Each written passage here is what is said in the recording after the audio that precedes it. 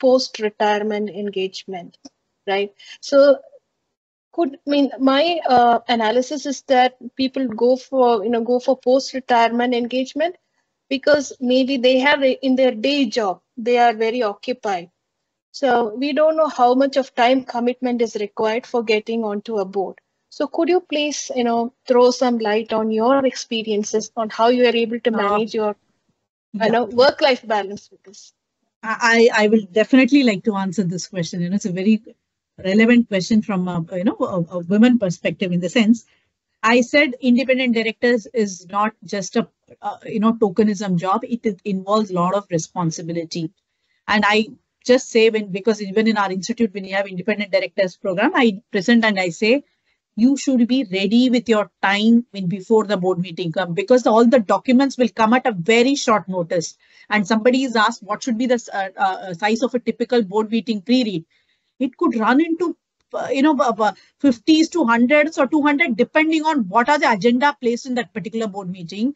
You have to go through them. That's why I said, how is a board pack going to come to you? It's going to come with a precise information or concise information, or it's going to be dumping you with so much of data that you have to pick and choose the information. So how the information comes to you is important.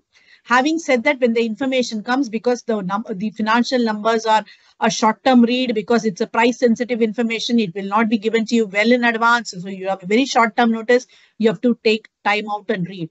As I was sitting in this, I got my next board meeting date. So I know that particular day, 2 days before that, my calendar has to be free, or I have to have space, because my board reading is at 12 and 2 in the night, because I have to finish, because day job, you cannot stop it. Your professional assignment, your audits will go on, my classes will go on, but I have to find time. I do a lot of other social activities, so I cannot say I don't have time. You have to have time, because you have to go through those numbers, and not just the numbers on a bird's eye view. There you have to get into the details and understand what is this number, because I say those financial numbers should speak what happened in the organization. The number speaks to you in front of a God.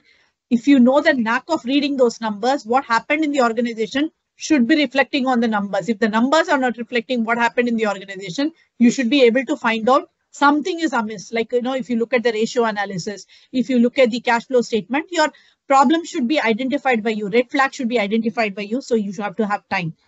I say here is the only lucky area where, as being a woman, you get a little extra advantage over men, because being an independent director, you qualify to sit as a women independent director, which is mandated in the law.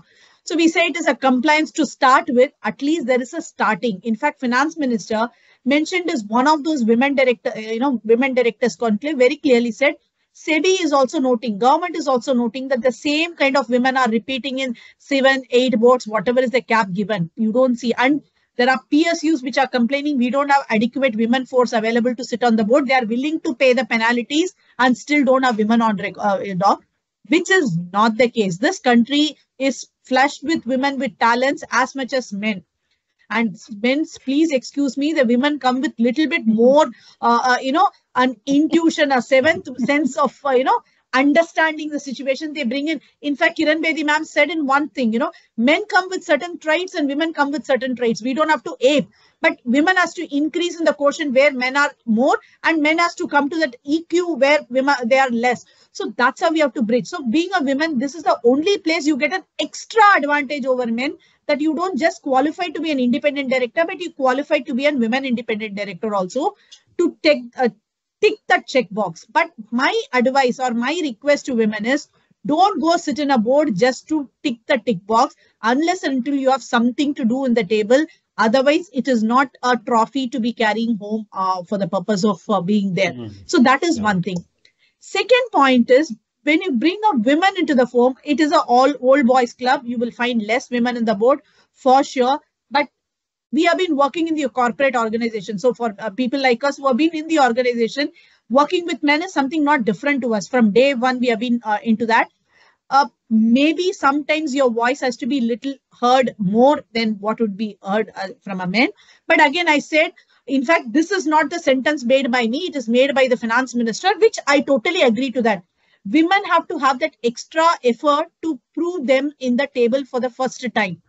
But after proving yourself, to that, post that the kind of respect and quality, the respect and the kind of whatever which comes from the management is far more than sometimes you think you don't deserve it. Many a times I feel that when you go to professional forums to speak, that we don't have that much, but after you ace that, you crack that. Cracking that barrier is difficult. Once you crack the barrier, the journey is far more smoother to a woman than men. I would say this is where being a woman, you have a blessed point. You cross that finish line, post that the line is longer to you for than men. So it is just not a disadvantage. Yes, initial days you have to work. I told you, I struggle moving countries. I moved moving jobs, but end of the day, after a certain level, women stabilize. The career graph for men and women don't go on the same pace. When the children are growing up, maybe our career graph may not be as fast as men, but let me tell you, it's a sprint race after that. We go catch up. In the last 6 years, what I could have done, I have done. I would not have done in the 15 years had it been in the normal journey. So it is just the perspective, the perspective the women have to shed that and go. So I don't think the race is, yes, there will be certain obstacles for us, but cracking, acing through them is not going to be difficult. Women are meant to multitask, and we will be acing that far better. I'm not saying men are not there, but I'm saying we will be able to do it far better than men. So opportunities are available for sure. Yeah, thank you. I just want to add, ma'am, one thing. We have women officers as commanding officers in the army. Yes. So it's a great thing. They started being the CEOs of the battalion. CEOs is something like the CEO of the company. Yeah. Okay. Yeah. Okay. That's a good thing. Okay, we are running short on time, but there are few questions on chat. First question I'll take, it's from Surendra Jagtapji. As an independent director, how you address the issues of related party transaction in finance and greenwashing in ESG? Anyone would like to answer? Can I take this question, ma'am, to start with? In fact, I wanted to mention this in one of the conversations. Somehow I skipped it. When we talked about, somebody asked about the liabilities and, the responsibilities of independent director. We have to segregate it into two parts. One who is sitting on the audit committee and one who is sitting not on the audit committee. An independent director sitting on the audit committee has got far more risk and liabilities, because every related party transaction has to go through the audit committee lens. And the problem there is, you might be good in business, not good in the legal side of it, or somebody could be good in the legal side of it, not in the business side. So that's where the responsibility of that independent director sitting in the audit committee. So I say the responsibility to sit in an audit committee is far, far, far more. You can see SEBI's order levying penalties on the audit, independent director sitting on the audit committee for not looking into certain things or overlooking certain things. That needs to be done. So if you are sitting in the audit committee, your roles and responsibilities are far, far more than independent director sitting on the normal board as an independent director. Having said that, the independent director sitting on the general board has got some, shield, in the sense, if you have been a party, in fact, Muralidharanji mentioned saying that, you minute it, or Santoshji said you minute your whatever decisions you have taken. So if the board is taking a collective decision and you are not willing to that, or you are not having the same opinion as the other members in the board, it is very, very pertinent for us to get our opinion minuted in the minute book, so that it is available to you for future records. If something goes wrong, you can say you were not party to that particular decision making. That is one. After that, if it's a fraud and things like that, what kind of reporting happens, it's a different thing altogether. So if you have not been a party to the decision making, or you were not aware of that particular misdeeds or whatever, which is not gone right, then it's a different scenario. So the responsibility is not there. Then I keep saying in forums, please take, D&O insurance, ensure that you have adequate coverage and things like that. D&O insurance will come to protect your financial liabilities. Your reputational liabilities is still at stake. Okay, you do one thing in one board and there is a penalty levied on you. then it certainly impacts your other board assignment. So those things have to be kept, and the roles and responsibilities have to be clearly demarcated between an independent director sitting on an audit committee and a non-audit committee.